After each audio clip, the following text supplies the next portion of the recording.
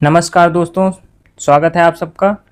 आज 16 जून 2026 है और हम लोग डिस्कस करने जा रहे हैं करंट अफेयर के कुछ इंपॉर्टेंट क्वेश्चंस को।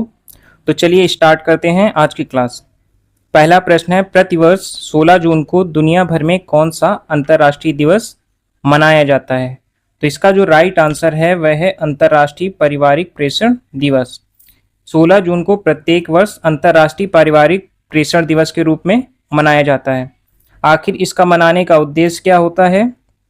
इसका उद्देश्य वैश्विक अर्थव्यवस्था में प्रवासी श्रमिकों के योगदान और संयुक्त राष्ट्र द्वारा घोषित महत्वपूर्ण जून माह के दिवसों की जानकारी को परखना है। आइए कुछ और इम्पोर्टेंट डेट्स के बारे में जान लेते हैं। जैसे 3 जून को पर्यावरण और स्वास्थ्य के लिए विश्व साइकिल दिवस मनाया जाता है। 7 जून को दूषित भोजन से बचाव के लिए विश्व खाद्य सुरक्षा दिवस मनाया जाता है। 8 जून को समुद्रों की सुरक्षा के लिए विश्व महासागर दिवस के रूप में मनाया जाता है। 14 जून को सुरक्षित रक्त की उपलब्धता हेतु विश्व रक्तदाता दिवस मनाया जाता है। चलिए आगे बढ़ते हैं। महिला T20 वर्ल्ड कप में पाकिस्तान के खिलाफ मैच में 5 विकेट लेने वाली भारतीय गेंदबाज कौन है? तो इसका जो राइट आंसर है वह है दीप्ति शर्मा। दीप्ति शर्मा जी ने 5 विकेट पाकिस्तान के खिलाफ मैच में लिए हैं। तो इस प्रश्न को आप अच्छे से याद रखिएगा। इसको मेंशन करने का ही उद्देश्य यही था। ये इंपॉर्टेंट क्वेश्चन बन सकता है एग्जाम के रिकॉर्डिंग। महिला T20 वर्ल्ड कप की शुरुआत साल 2009 में इंग्लैंड से हुई थी। दुनिया भर में क्रिकेट मैच कराने वाली संस्था ICC का मुख्यालय कहाँ पर है? दुबई में। भारतीय महिला क्रिकेट टीम की वर्तमान जो कप्तान है वह हरमनप्रीत कौर हैं। T20 इंटरनेशनल क्रिकेट में 100 विकेट लेने वाली दीप्ति शर्मा भारत की पहली महिला गेंदबाज हैं। जून 2026 में 52वां G7 शिखर सम्मेलन कहाँ शुरू हुआ है? इसका जो राइट आंसर है वह है एवियन फ्रांस। एवियन फ्रांस में यह G7 शिखर सम्मेलन शुरू हुआ है।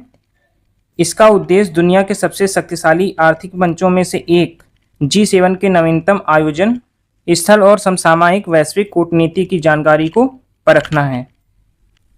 कुछ इंपॉर्टेंट फैक्ट जान लेते हैं।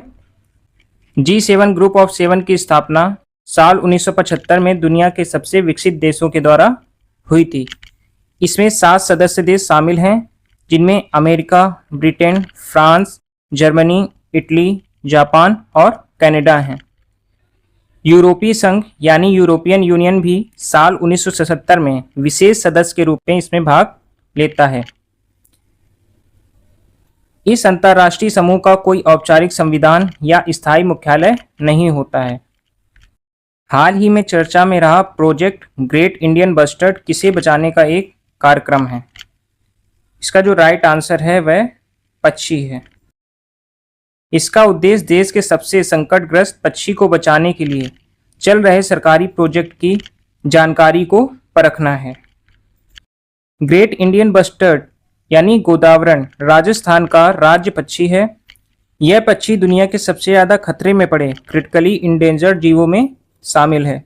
भारत में इनका सबसे बड़ा और मुख्य घर राजस्थान का डेजर्ट नेशनल पार्क है। कानून के मुताबिक इसे सबसे ऊंची सुरक्षा यानी शेड्यूल 1 दी गई है, यानी भारतीय वन्य जीव अधिनियम 1972 के तहत इसे सर्वोच्च कानूनी सुरक्षा प्रदान की गई है। भारत फ्रांस समझौते के तहत किस शहर के NSTI में एरोनॉटिक्स स्किलिंग सेंटर बनेगा? तो इसका राइट आंसर है कानपुर। कानपुर में यह सेंटर बनेगा। उद्देश्य क्या है? इसका उद्देश्य भारत फ्रांस के साझेदारी के तहत कानपुर में विमानन शिक्षा के विकास की जानकारी को परखना है। यह इसका प्रमुख उद्देश्य है। NSTI को केंद्र सरकार का कौशल विकास मंत्रालय चलाता है। कानपुर उत्तर भारत में उद्योगों और सेना का सामान बनाने का एक बड़ा हब है। उत्तर प्रदेश डिफेंस कॉरिडोर के तहत कानपुर में ड्रोन बनाने पर खास जोर दिया जा रहा है। देश में हवाई यात्रा को आसान और मजबूत बनाने के लिए उड़ान योजना चल रही है। इस योजना का मुख्य उद्देश्य आम जनता को सस्ती हवाई यात्रा उपलब्ध कराना है। आगे बढ़ते हैं अगले प्रश्न की ओर। जून 2026 में बिहार के किस जिले में इंटीग्रेटेड एक्वा पार्क का शिलान्यास किया गया? इसका राइट आंसर है भोजपुर। भोजपुर में रिसेंटली इंटीग्रेटेड एक्वा पार्क का शिलान्यास किया गया है। उद्देश्य क्या है? बिहार में मछली पालन के लिए बनने वाले नए एक्वा पार्क के स्थान की जानकारी को परखना है। कुछ इंपॉर्टेंट फैक्ट्स जान लेते हैं। PMMSY यानी प्रधानमंत्री मत्स्य संपदा योजना मई 2020 में देश में मछली पालन को बढ़ावा देने के लिए शुरू की गई थी। मछली पालन को तेजी से बढ़ाने की इस सरकारी कोशिश को नीली क्रांति कहते हैं।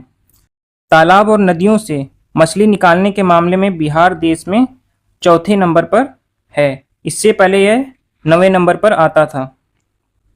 राष्ट्रीय मत्स्य विकास बोर्ड यानी NFDB 2006 में बना था और इसका जो मेन ऑफिस है यानी मुख्यालय है वह हैदराबाद में स्थित है। अगला प्रश्न, जून 2026 में किस जिले में देश के पहले मॉडल कृषि विज्ञान केंद्र यानी KVK का शिलान्यास किया गया है? इसका जो राइट आंसर है वह है विदिशा।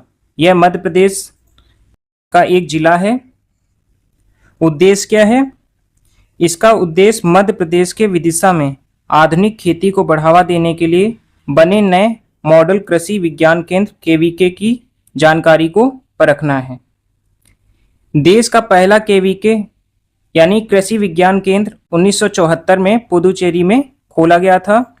भारत के सभी KVK की देखरेख भारतीय कृषि अनुसंधान परिषद यानी ICAR करता है। ICAR की स्थापना 1929 में हुई थी। इसका जो मेन ऑफिस है मुख्यालय वह न्यू दिल्ली में स्थित है।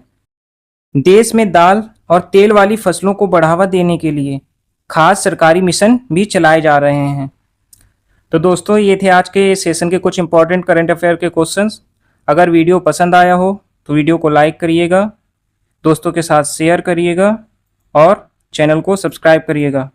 PDF आपको हमारे टेलीग्राम चैनल से प्रोवाइड करा दी जाएगी। तब तक आप ऐसे ही पढ़ते रहें, आगे बढ़ते रहें। जल्द मिलते हैं नए सेशन के साथ।